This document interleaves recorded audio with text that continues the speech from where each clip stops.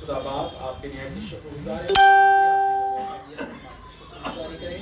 हम सब अपने आप को आपके पाक हाथों में सौंपना चाहते हैं खुदावंद, ताकि जो कुछ करे वो आपके कबूल हो। गीतों का गाया जाना, खुदावंद का बजाया जाना, आपके कलाम का वखान किया जाना, बयान किया जाना, सुना जाना, खुदावंद आपके कलाम के बारे में बोला जाना, सब आपको कबूल हो और आपके रूप की हिदायत में चलते हुए सारे कामों को अंजाम दे। बड़ी बरकत दे, सबको संभाल के रख। जो लोग मौजूद हैं यहाँ पर उन सबको बरकत दे। जो किसी कारण से नहीं आ पाए हैं खुदा उनको उनके घर पे ही आराम दे, प्रभु तसल्ली दे। और जो बीमारी की हालत में है वो चंगाई पा सके। हमारा इबादत करने से बीमार अपने बिस्तर पे चंगाई पाए, शुक्र सब पे रहम कर और अपने फजल से घर के इस्तेमाल कर, यीशु मसीह के नाम से।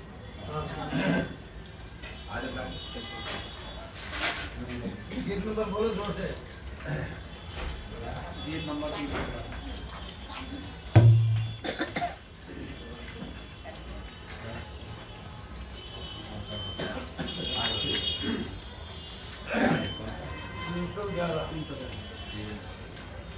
तेरा प्यार है महान, तेरा प्यार है जहान, मैं जो पहले मुर्दा था तूने ढाई मुझे जान। तेरा प्यार है महान, तेरा प्यार है जहान, मैं जो पहले मुर्दा था तूने ढाई मुझे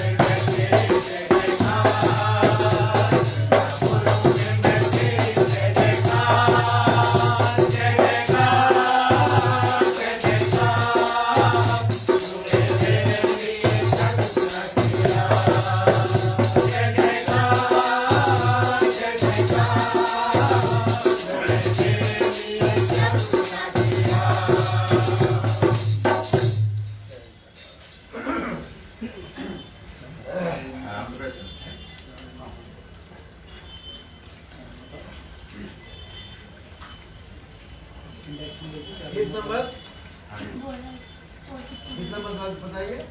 अभी बताएंगे। 451 गीत नंबर 451। 451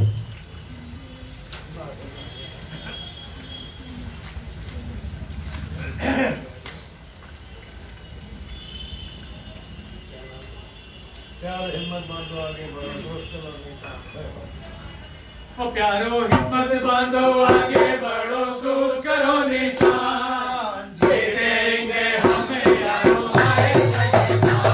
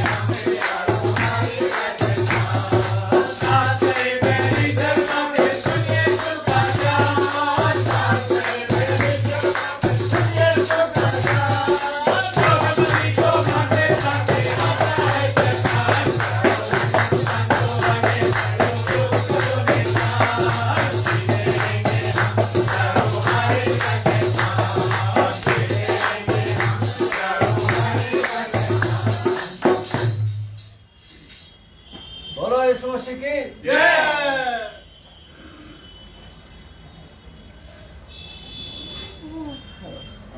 452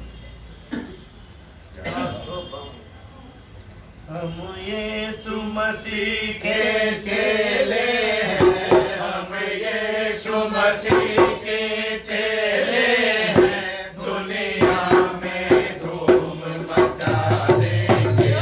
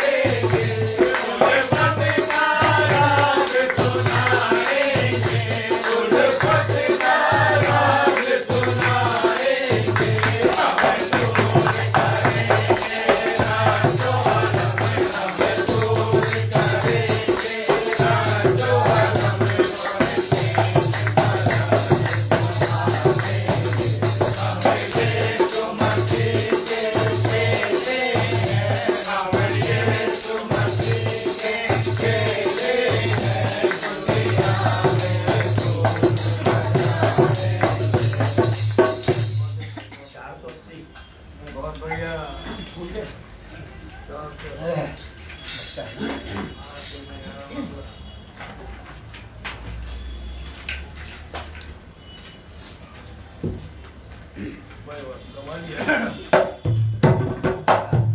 कवाली है। मैं भी आ गई। आइए। ये ले फूल दे। जय मसीह। ये फूल दे। ले ले। आपका स्वागत है। जय मसीह। ले फूल दे। मेरे महबूब प्यारे मसीहा, मेरे महबूब प्यारे मसीहा, के जगह तेरा जलवा नहीं है।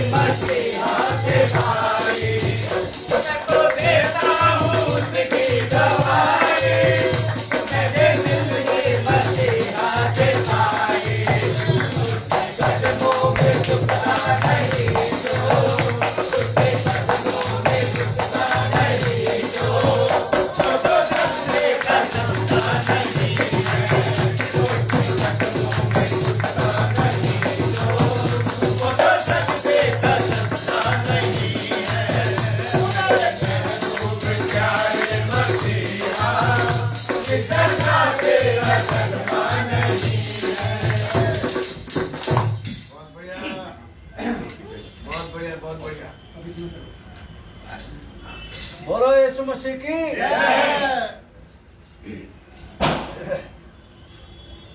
ना नंबर प्लेट मुझे ही होता है।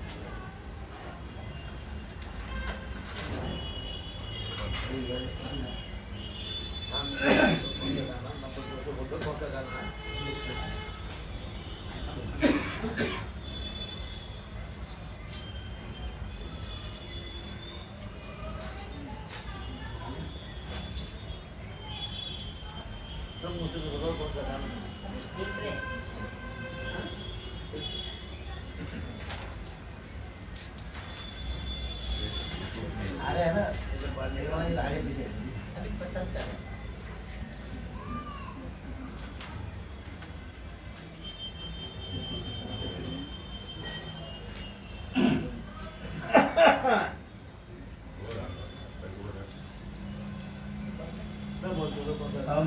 हमसे बरने न जाए मसे तुम्हारे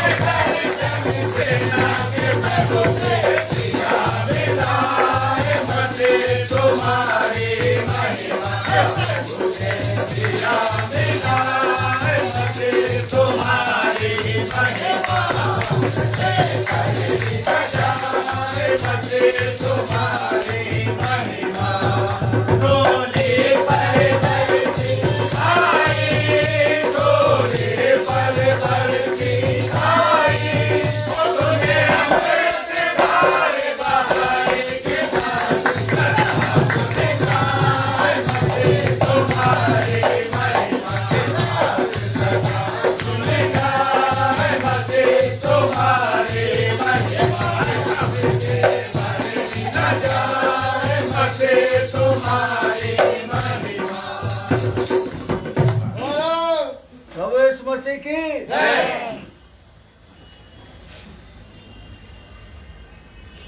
मासी ठीक है एक बंदा पाऊंगा तुम सलों में आ गए।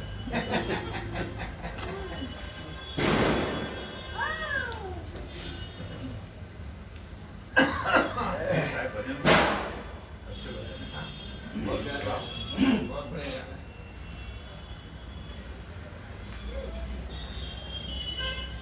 अच्छा जय यीशु का जय ये सब बोला था परम पिता की गली जय जय सुना ठीक है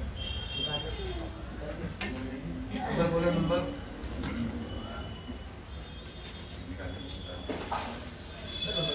निकल गया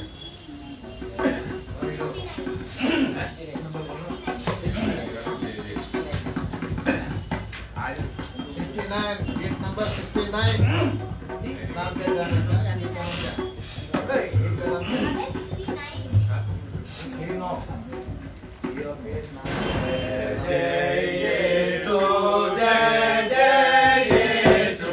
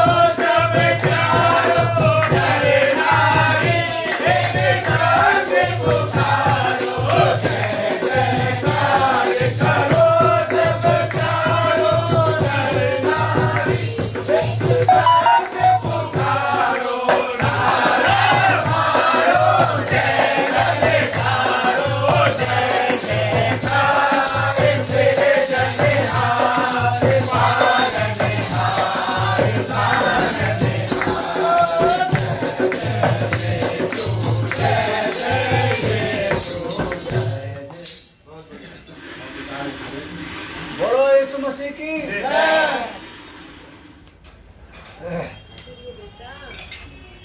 अब तुम जागियो रे कैसे सोए हो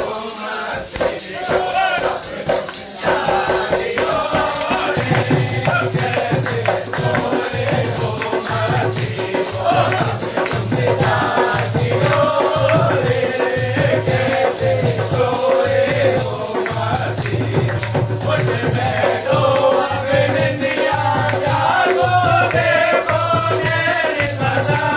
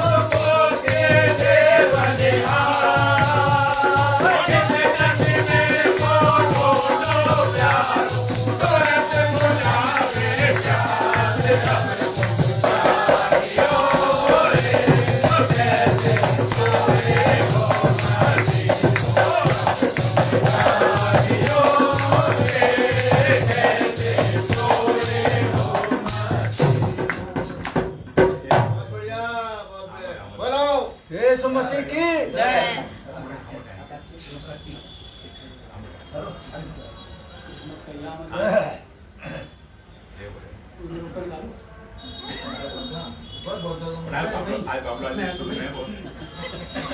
इसमें निकाला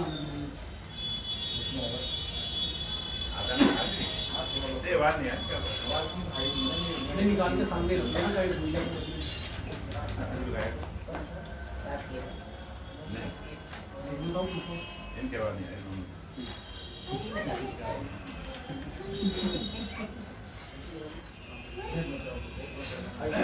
आमद दे रहे हैं आ रहे हैं तो ये गाड़ी अभी आई नहीं आमद नेड़े आई बस इसे यहाँ पर नेड़े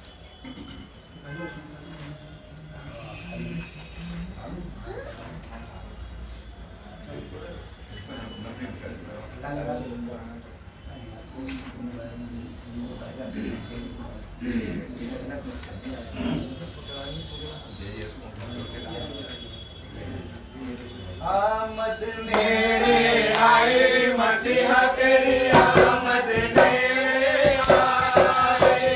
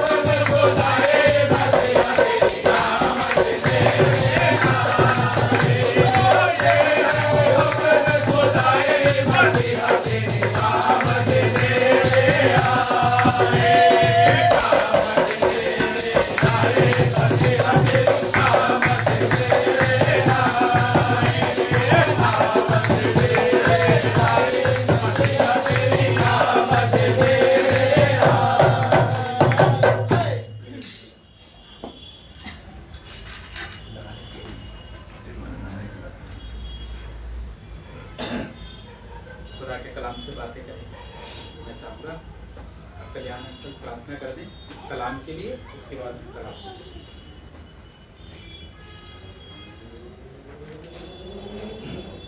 हालेलुया। धन्यवाद धन्यवाद धन्यवाद धन्यवाद मेरे स्वर्गीय पिता, धन्यवाद आपके अनुग्रह के लिए, आपके बड़े प्रेम के लिए कि हम सबको आपने यहाँ पर इकट्ठा करा, हम सबको जिंदा रखा। तमाम जिंदों के लिए इस मसीह जी हम आपका धन्यवाद करते हैं। सच में प्रभु जी धन्यवाद। हम में कोई खूबी नहीं कि हम एक सांस पे ले सकें, क्योंकि हम तो एक एक सांस के मोहताज हैं। आप एक एक सांस हम सबको लेने दे रहे हैं, हम आपका धन्यवाद करते हैं। हम सबका यहाँ पर इकट्ठा होना, गीतों को गाया जाना, वचन पढ़ा जाना, प्रभु इसमें से आपकी महिमा का कारण हो। धन्यवाद पिता। इससे पहले आगे चले पिता, हमारे पापों को क्षमा कर, हम सबको शुद्ध कर, हमें पवित्र कर, ताकि इसमें से जो भी कुछ वचन आपके वचन में से पढ़ते हैं, सुनते हैं पिता, एक एक के हृदय में आप गहराई से उसको कार्य करने दें मेरे प्रभु जी। हम सबको नर्म कर, दीन कर पिघला इसमें से। हम सुनने वाले और पढ़ने वाले नहीं, परंतु उस पर चलने वाले बने। आप प्रभु यीशु से धन्यवाद आपका। प्रभु जी भाई को जो वचन प्रचार करते हैं प्रभु यीशु से, इनको आत्मा से भरिए, इनको सामर्थ से भरिए मेरे प्रभु। अपना अभिषेक इनके पर उड़ेले मेरे पिता। इनको, इनके पूरे खानदान को प्रभु जी आशीष देना मेरे प्रभु। सच में जो इनकी मन की भावना है प्रभु जी, जगह जगह जा करके ये आपकी आराधना करते हैं, आपके नाम की गवाही देते हैं, आपकी स्तुति, आपकी जय जयकार करते हैं मेरे प्रभु। धन्यवाद प्रभु इसमें से। इनको इसी तरह प्रभु जी आत्मा से भर करके रखें, अपना अभिषेक इनके ऊपर रखना मेरे पिता। हालेलुया। धन्यवाद। बहुतायत से प्रभु जी अपनी आत्मा को इनके ऊपर उंडेल मेरे स्वर्गीय राजा। धन्यवाद। हर एक रुकावट को जो बाधा डालते हैं प्रार्थनाओं में, दुआओं में, गीतों में पिता, उन तमाम रुकावटों को प्रभु यीशु मसीह के नाम से दूर करते हैं। हालेलुया। धन्यवाद। एक एक जन को, जितने यहाँ पे आपके चरणों में बैठे हैं प्रभु, एक एक जन को आशीष देना। पूरे कैंपस को प्रभु जी, बच्चों से लेकर बुजुर्ग तक को, एक एक जन को आप नर्म कर कि सब कोई आपके चरणों में आए, आपके स्तुति और महिमा के गीत गाएं, आपके वचन को सुने और अपने अपने पापों से पश्चाताप करें, माफ़ी मांगे और पाप न करें। क्योंकि पिता आप नाश करना नहीं, परंतु आप बचाने के लिए आए। आपने कहा मैं जीवन देने के लिए आया हूँ, मैं जीवन लेने के लिए नहीं। हालेलुया। धन्यवाद आपके इस बड़े प्रेम के लिए, इस बड़ी दया के लिए। धन्यवाद पिता। हमने बहुत सारे अपराध करे पिता, क्योंकि आपका वचन कहता है, जो कहता है मैंने पाप नहीं करा वो अपने आप को धोखा देता है। सच्चे प्रभु जी, हम अपने अपने पापों को मान लेते हैं और हमें माफ कर, और वचन के द्वारा हम सबको प्रभु जी आशीषित कर, हमारे पापों को क्षमा कर। धन्यवाद। इस सारी प्रार्थना को प्रभु यीशु मसीह के नाम से मांगते हैं। आमीन। जिसने हम सबको मौका दिया है कि हम खुदा के कलाम को सुन सकें, और मुझे मौका दिया है कि मैं आपसे खुदा के कलाम से बातें कर सकूं। खुदा का कलाम बहुत इज्जत के लायक है। मुबारक है हर एक वो कान जो सुन रहा है खुदा के कलाम, और हर एक वो शख्स जिसे ये बरकत नसीब हुई है कि वो खुदा के कलाम में हिस्सा है। खुदा का कलाम जब सुना जाता है तो लोग तब्दील होते हैं, और ये बात आज से नहीं तब से है जब से खुदा का कलाम बयान होना शुरू हुआ, और तब्दीली लोगों में आने लगी। खुदा ने अपने कलाम को अपने लोगों तक पहुंचाने के लिए बहुत कोशिशें करी, बहुत से नबियों को भेजा, और उन्होंने जाकर खुदा के लोगों से बातें करी।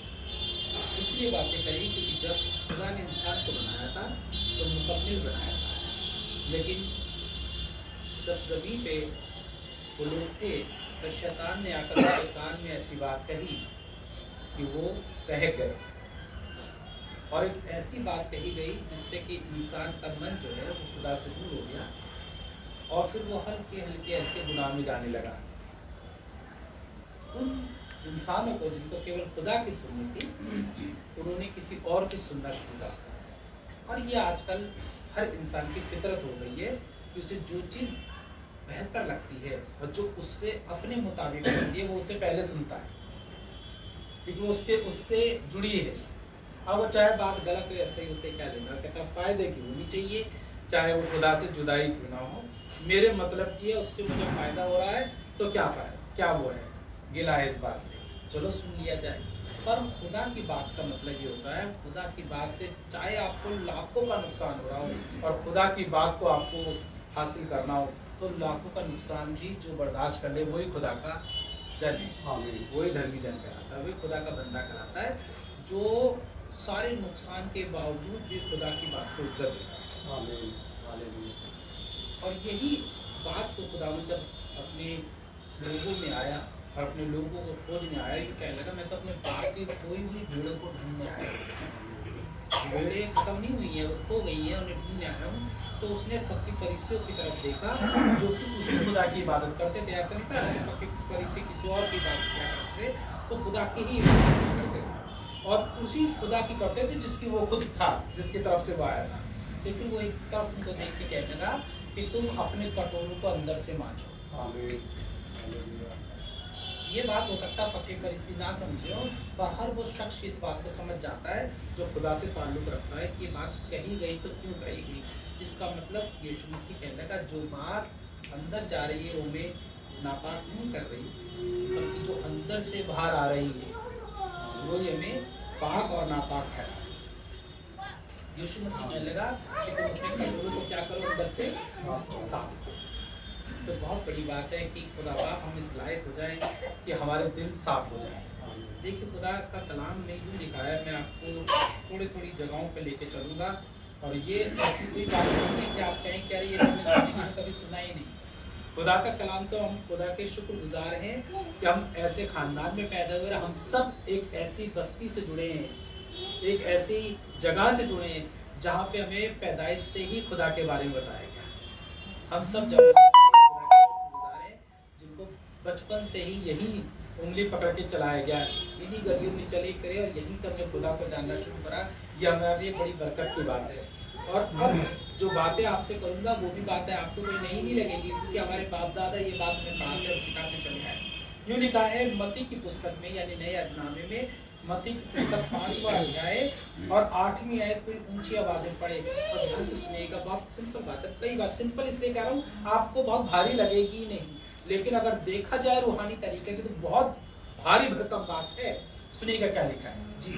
धन्य है वह, मुबारक है वो जिनके मन शुद्ध है, जिनके मन शुद्ध हैं, क्योंकि वे परमेश्वर को देखेंगे, क्योंकि वो खुदा को देखेंगे। मैं बहुत ध्यान से इस बात को पढ़ने लगा और मैंने इस वाले पूरे ऐतनामे को पढ़ा, पूरा पूरा ध्यान से, पति भी पढ़ा, नफीस भी पढ़ा, दुका भी पढ़ा, यमुना भी पढ़ा, सब कुछ पढ़ चुका। पर मैं जब इस पे लौट के आने लगा बार बार, तो पूरी ये वाली बात मुझे ज़्यादा जगह नहीं मिली कि जिनके दिल साफ हो गए वो खुदा को देखें। मैं एक कंफ्यूजन में बैठ गया थोड़ी देर, और बैठ के बाइबल मेरे हाथ में थे, मैं सोचने लगा खुदा का अपने कपड़ों का तो जिक्र किया ही नहीं, कुछ कपड़ों के बारे में 2 बातें लिख देता। इतना पैसा खर्चा करते हैं, क्रिसमस आने वाला है, हम तो प्लानिंग करके बैठे थे 3000 का सूट खरीदेंगे, 10,000 के कपड़े खरीदेंगे, क्रिसमस आएगा तो कुछ बन ठन के जाएगी। तो तूने आयत भी पकड़ाई तो ऐसे पकड़ा दी, इसमें तो कुछ भी कपड़ों के बारे में जिक्र नहीं है, ना सजावट के बारे में जिक्र है, ना तैयारी के बारे में जिक्र है, ना मकान को सजाने के बारे में जिक्र है, तो कुछ भी नहीं लिखा। और यूं सिंपल एक बात लिखी, जो दिल के पाक हैं उनके सुख वो खुदा को देखेंगे। मैंने कहा मेरे लिए क्या जरूरी है, मेरे लिए फरिश्ते तो जरूरी है ही नहीं, ना मेरे लिए सोने की सड़क जरूरी है। बहुत से लोग कहते हैं हमें सोने की सड़क पे चलने को मिलेगा, हम कहते हैं ना भी मिले हमें क्या लेना। तो कहते हैं वहां पे हीरे के दरवाजे होंगे, अरे ना भी हो तो क्या लेना, हमें किस चीज की जरूरत है, आमीन हम खुदा को देख सकते हैं। आमीन ये ज्यादा इंपॉर्टेंट है ना, वहाँ फरिश्ते हो ना हो, चाहे हमारे पास कपड़े कैसे भी हो, पर हम ये चाहते हैं इन छोटी सी आंखों से हम खुदा का दीदार कर लें, और क्या चाहिए। आमीन और इसके लिए और कुछ करने की जरूरत नहीं है, लिखा है तुम्हारा दिल साफ हो, ये बहुत इंपॉर्टेंट चीज है। इसका मतलब काले दिल के लोग भी होते हैं, नहीं तो यीशु मसीह इस बात का जिक्र नहीं करता। और उसने ये बात जब कही तो उसने गैरों से नहीं कही, सबसे ध्यान से सुनिएगा, गैरों से नहीं कही, क्योंकि अगर इस बात को पढ़ेंगे तो पहली आयत कोई पढ़ दें ऊंची आवाज में, पहली आयत 5वां अध्याय पहले जी सुनिएगा। वह इस भीड़ को देखकर, वो इस भीड़ को देखकर पहाड़ पर चढ़ गया, पहाड़ पर चढ़ गया, और जब बैठ गया तो उसके चेले उसके पास आए। सुनिएगा ध्यान से, कौन आए, चेले आए, भीड़ नहीं आई। भीड़ को देख लिया तो बहुत बड़ी भीड़ है, तो चेलों को नसीहत दे रहा है। चेले करीब आ गए तो चेलों को क्या नसीहत आ गए, और वह अपना मुंह खोलकर हाँ? उन्हें ये उपदेश देने लगा। चेले करीब आ गए, चेलों को नसीहत देने लगा, एक बात बताने लगा, और पता है क्या बताने लगा, फिर आ जाइए इस बात 8वीं आयत जी। धन्य है वह हाँ? जिनके मन शुद्ध है, जिनके मन, शुद्ध आप खुदा की इबादत करते हैं, आप दुआ करने वाले हैं, आप कहते हैं हम तो चर्च जाते हैं, आप कहते हैं हम तो खुदा के परसगार हैं, दिल साफ होना चाहिए भाई। अगर खुदा को देखना है, अगर खुदा को देखना है तो क्या होना चाहिए, दिल साफ होना चाहिए। खुदा का दीदार हो सकता है, ऐसा नहीं है कि कोई खुदा को नहीं दे सकता, दिल साफ वाले खुदा को देख सकते हैं। देखिए योएल में क्या लिखा है, योएल की पत्री 2 अध्याय, योएल की किताब उसका 2 अध्याय और 13वीं आयत को ऊंची आवाज में पढ़े, सुनिएगा क्या लिखा है दिल के बारे में जी। योएल, आमोस, अबोदिया, योना, मीका, नहूम, हबक्कूक, सपने, जकरिया, आज्ञा, मलाकी, योएल, पढ़े किताबें आप पढ़ सकते। आमोस से पहले यशाया के बहुत बाद,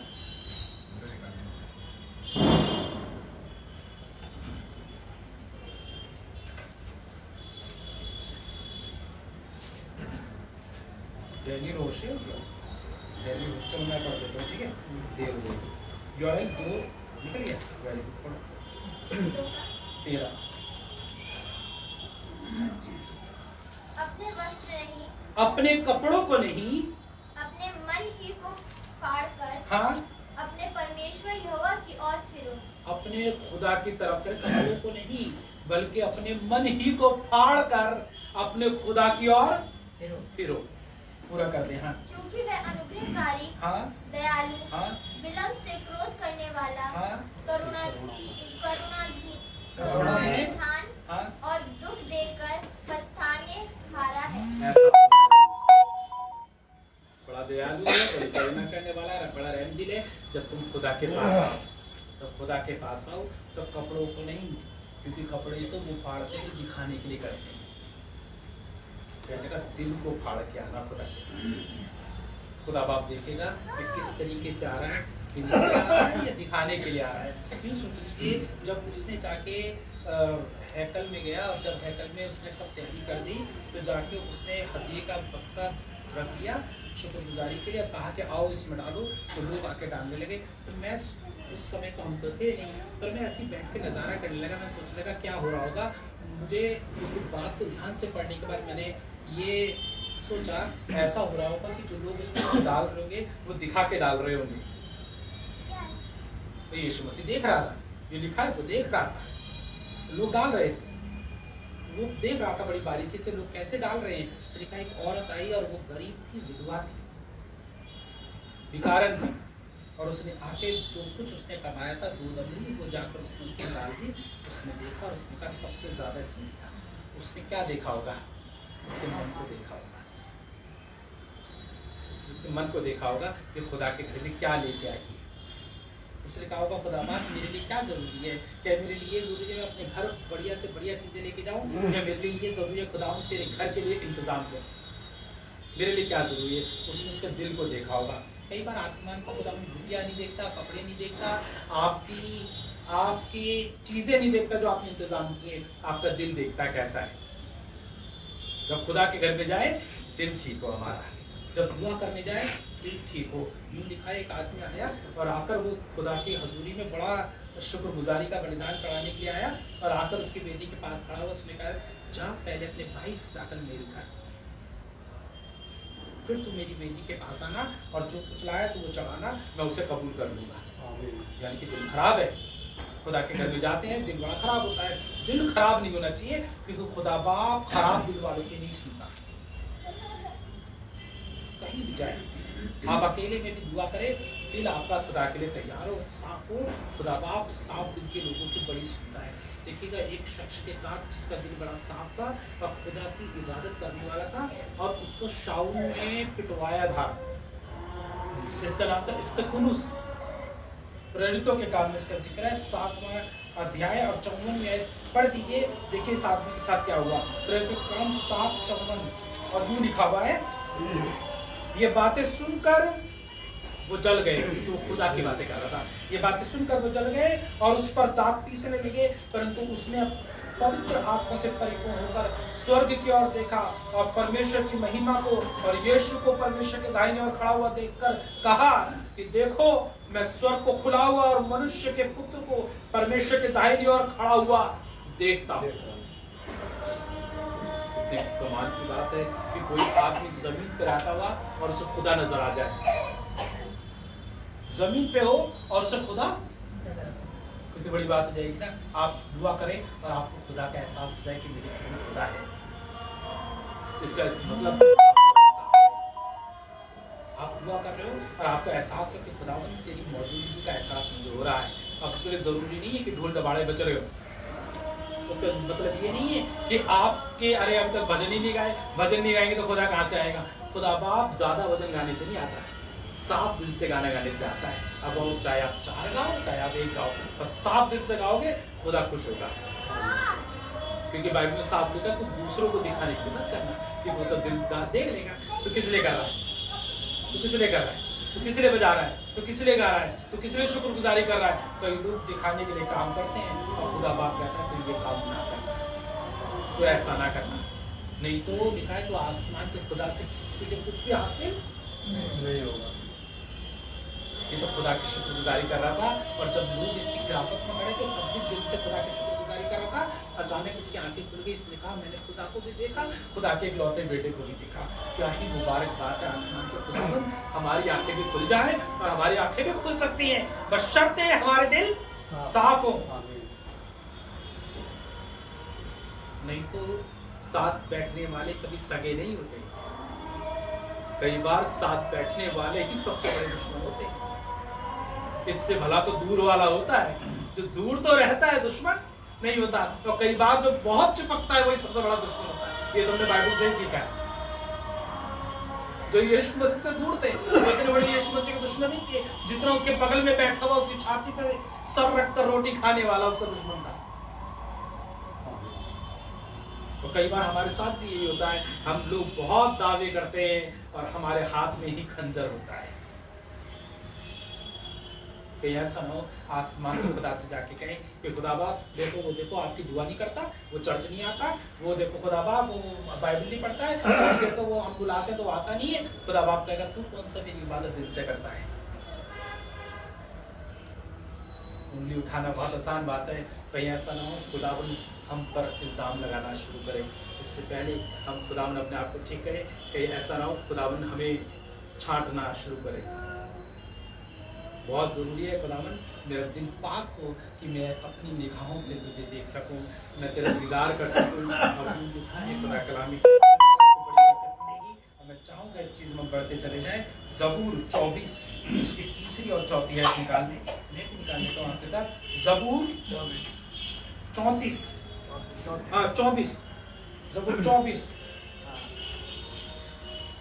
जी ज़बूर 24 तीसरी और चौथी आयत। हाँ बेटा पढ़ो। यहोवा के पर्वत पर कौन चढ़ सकता है? खुदावन के उस पहाड़ पर कौन चढ़ सकता है? और उसके पवित्र स्थान में कौन खड़ा हो सकता है? हाँ उसके घर में कौन खड़ा हो सकता है? पाक जगह है खुदा की, तो वहाँ कौन खड़ा हो सकता है? जिसके काम निर्दोष हाँ? और हृदय शुद्ध है, जिसका दिल साफ हो और जिसने कभी कोई गुनाह ना किया हो। जिसने अपने मन को व्यर्थ बात की ओर नहीं लगाया हाँ? और ना कपट से शपथ और खाई। ना कभी उसने कोई ऐसी हरकत की हो जो खुदा को नागवार से, वो खुदा के घर में खड़ा रह सकता है। खुदा के घर में तो बड़ी बात है। और देखिए सुनिएगा, मैं बात को बहुत ध्यान से पढ़ा, देखो कौन खुदा के घर में खड़ा रह सकता है? खड़ा ही रहेगा खुदा घर में, उसे कोई निकाल नहीं पाएगा, उनको ना कोई गिरा पाएगा। देखा धर्मी जन गिरेगा, लिखा है कि गिरेगा 7 बार गिरेगा। कितने बार? 7 बार। और फिर क्या होगा? 7 बार उठ के खड़ा हो जाएगा। इसका मतलब खुदा के घर में वो खड़ा रहेगा। आएगी बला, मुसीबत आएगी, तकलीफ आएगी, परेशानी आएगी, पर वो खुदा के घर में खड़ा रहेगा। पर जिसका दिल साफ नहीं होगा वो एक हवा के झोंके से ही बह जाएगा। लिखा है उसने, लिखा है वो ऐसे लोगों की मानी हो जाएगा जिन्होंने अपना मकान बालू पे बनाया है। थपेड़े लगेंगी, आंधी आएगी, तूफान आएगा और उसका मकान ढेर हो जाएगा। पर जो खुदा पे ईमान रखेगा पुख्ता, जिसका दिल ठीक होगा, वो उस आदमी के मानिंद होगा जिसने चट्टान पे अपना घर बना लिया है। अगर हमारा दिल साफ होगा खुदा के लिए, हम कोई नापाक काम नहीं करते होंगे, तो हमें खुदा के घर से निकालने वाला कोई ना होगा। शैतान बड़ी कोशिश करेगा कि किसी तरीके से हम खुदा से दूर हो जाए, किसी तरीके से इबादत से दूर हो जाए, किसी तरीके से हम खुदा के घर से निकल जाए। लेकिन अगर हमारा दिल ठीक होगा और हम खुदा की इबादत करने वाले होंगे, तब जिंदगी पर ताउम्र मरते दम तक खुदा के घर में बने रहेंगे। लिखा है वो खुदा के आंगन में फूलेंगे और फलेंगे। खुदा के आंगन में रोपे जाएंगे, अब फूलेंगे और फलेंगे, और फिर लिखा बूढ़े होंगे। ये भी लिखा है बूढ़े होंगे, वही खुदा के घर में बूढ़े होंगे, कहीं और नहीं लिखा। लिखा खुदा के घर में ही बूढ़े होंगे और रस भरे होंगे और लहलाएंगे। बरकत रहेगी खुदा के घर में। वो बूढ़े होने पर भी खुदा के घर में खड़े होंगे, बूढ़े होने पर भी उनकी आवाज खुदा के घर में गूंजेगी, जिनके दिल साफ होंगे। नापाक दिल का आदमी रुक नहीं सकता खुदा के सामने, वो खुदा के सामने नहीं ठहरेगा।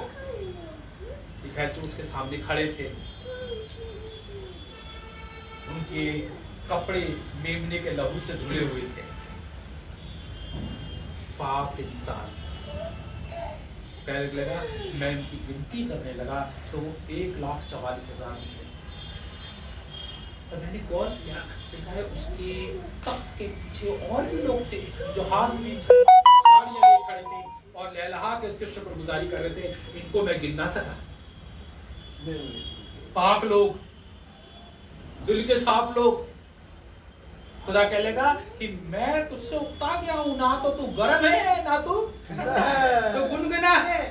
मेरा दिल कर रहा तुझे तू, अरे समझ ही नहीं आ रहा तू कहता है। कभी तो दुआ करता है, कभी लड़ने खाओ कहता है, कभी तो तू मेरे नाम पे शुक्रगुजारी करता है, कभी तेरे मुंह पे गाली आ जाती है, कभी तू तो कहता है कि खुदा मैं शुक्रगुजारी तेरे हाथ उठाऊंगा, और कभी तो किसी की गरेबान पकड़ लेता है। मुझे समझ नहीं आ रहा तू कैसा है। मैं तुझे उगलने करूंगा, मैं उगल दूंगा तुझे। हम किसके हो गए? खुदा के। खुदा बाप दिल देखेगा आपका, जांच लेगा आपके दिलों को। देखा मैं दिल के दरवाजे पे खड़ा हुआ खटखटाता हूँ, कौन है जो मेरे लिए अपना दिल खोलेगा? जब आप कैसे खोलेंगे अपना दिल खुदा के लिए? आपने तो अपना दिल अगर किसी और को दे दिया होगा तो आप उसकी मर्जी के मुताबिक चलेंगे। आजकल तो लोग गाना भी यही गाते हैं, मेरे दिल के टुकड़े हजार हुए, एक यहाँ गिर गया, एक वहां गिर गया, एक उधर गिर गया। अरे दिल खुदा को देना था, इधर उधर क्यों गिर गया? तेरा दिल साफ होगा तो तू खुदा को देखेगा। किसको? जब दिल गंदा होता है आपको अपने भी दुश्मन लगते हैं। जब दिल खराब होता है तो आपको दूसरों से घिन आती है, क्योंकि दिल खराब है। वो दिल खराब थे, यीशु मसीह के बगल में बैठे थे, उनका दिल खराब था। कहने लगा अगर ये गुरु होता तो जान लेता ये कैसी औरत है। ये तेरा दिल खराब है, तू अभी भी उसका काम देख रहा है। तो यीशु मसीह का दिल तेरे पास होता तो तुझे तौबा करी हुई औरत नजर आती। तेरा दिल साफ होता। जब हम चर्च में जाके बैठ जाते हैं और चर्च में कोई और आता है तो मुंह बना के ये कैसे चर्च के अंदर आ गया, इसे किसने चर्च में आने दिया? हमारे चर्च का तो नहीं है, ये सब कुछ कहां से आए? ये आगे जाके कैसे बैठेगा? दिल खराब। खुदा देख रहा है। आसमान का कभी खुदा ऐसा नहीं करता। आसमान का खुदा तो सबको बुलाता है। जो कोई चाहे मेरे पास आए, मैं उन्हें ना लगाऊं। खुदा तेरा दिल कैसा है? खुदा तो अरे मेरे बच्चे सुन, मुझे चर्च के बारे में तुझसे बात करनी है, तेरी कलीसिया के बारे में बात करनी है, तेरी औरत के बारे में तुझसे बात करनी है, तेरे बच्चों के बारे में तुझसे बात करनी है। मुझे तुझसे किसी के बारे में बात करनी है। हो सकता है रात को आप अपने बिस्तर पे लेटे होंगे, अचानक खुदा की आवाज़ आएगी, आप बैठ जाएंगे। खुदा बाप मेरे दिल में आ रहा है, लगता है तू मुझसे कह रहा है कि मैं उस बहन के लिए दुआ करूँ। आप दुआ करने बैठ जाएंगे। खुदा आपसे बात करेगा, आपके लोगों से बात करेगा। जब आपका दिल ठीक होगा आसमान का खुदा आपसे बात करेगा। जब दिल ठीक नहीं होगा भी खुदा को, खुदा बाप मैं बहुत अच्छे कपड़े पहन के रहना चाहता हूँ, मैं चाहता हूँ मेरे पास बहुत बड़ी गाड़ी हो, मैं चाहता हूँ मैं लोग मुझे देखे तो कहे बहुत हैंडसम है, लेकिन उससे ज्यादा जरूरी है मैं पाक कहलाऊं। लोग मुझे देखे पाक हैं और कोई कहे ना कहे खुदा तू कहे ये मेरा पाक बंदा है। लिखा है जैसे ही वो पानी से बाहर निकला तो खुदा आके उस पर ठहर लगी रहे। जैसे नौकरों की आंखें मालिक के हाथ की ओर, हमारी आंखें खुदा तेरी तरफ लगी रहे। हम देखते रहे मेरा खुदा क्या इशारा करेगा। आप किसी की चिंता नहीं, मेरी बीवी की चिंता नहीं, मेरे बच्चों की चिंता नहीं, मेरे खानदान की चिंता नहीं, मेरे लोगों की चिंता नहीं, पर मुझे खुदा तुझे देखना है। और जब हम खुदा को देखेंगे हमारे सारे काम बनते चले जाएंगे। आप खुदा को देख के सब कुछ होता चला जाएगा। वो बयाबान में चलता चला गया, हाथ मिला। डैनियल से पहले ये दैनिक 36वां अध्याय।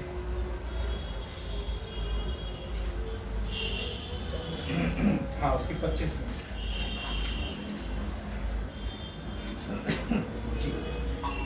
इसके बाद समाप्त। मैं तुम पर शुद्ध जल छिड़कूंगा, मैं तुम पर शुद्ध जल छिड़कूंगा और तुम शुद्ध हो। दिल को देगा। खुदा कह रहा है मैं तुम्हारे अंदर से पत्थर वाला दिल और गोश्त का दिल दूंगा। पता है ये चीज बहुत जरूरी होती है खुदा के घर में। मैंने अपनी कलीसिया में चीज देखी है। एक दिन एक लड़का हमारे चर्च में झाड़ू लगा रहा था, तो मैंने देखा उसके चर्च में झाड़ू लगा रहा है। मैं कहा बेटा हम भी झाड़ू लगाते हैं। अरे भाई सब क्या कर रहे हो? आप झाड़ू पे हाथ लगा रहे हैं। मैं कह बेटा अच्छा ही लग रहा, खुदा नाराज होगा? क्योंकि तो हमारा बच्चा ही है, झाड़ू लगा रहा है, मैं लगाऊं। वो लड़का इतना ईमानदार बना, आज गवर्नमेंट जॉब में पत्थर का दिल निकाल तो गोश्त का दिल दूंगा। आपस में मोहब्बत करने वाले थे, मेल मिलाप करने वाला, मोहब्बत से रहने वाला, नफरतें बुला देने वाला, साथ में रहने वाला, आपका भाई जिसने आपकी खिलाफत भी करी होगी, आप उसे कोई बात नहीं, अरे छोड़ो खत्म हो गया, बात खत्म करो, मिल के रहो, सब प्यार से रहो। जिंदगी के क्या पता आज कल सब मिल जाएंगे, सब दोस्त हो जाएंगे, सब प्यार से रहेंगे, सब खुशी से रहेंगे। खुदा बाप कहेगा यही दिल मुझे चाहिए था अपने लोगों के अंदर, कि मेरे लोग मेरे दिल का दिल है खुदा तेरा। हम खुदा होने के लिए हमें पता लग जाए खुदा का काम कर हम क्यों करेंगे, पता है मन से ये हो जाएगा। खुदा कह रहा है ऐसा दिल दे दूंगा तुम खुदा के लिए बर्बाद भी हो जाओगे तब भी मुस्कुरा रहे होगे, खुदा के लिए लुट जाओगे तब भी मुस्कुरा रहे होगे। तुम्हारा दिल ऐसा हो जाएगा। ऐसा दिल खुदा के लिए देखो परेशान हो रहे हैं और फिर भी खुश हो रहे हैं, खुदा के लिए लगे पड़े हैं सुबह से फिर भी खुश हो रहे हैं। ये कैसा दिल है इसके पास?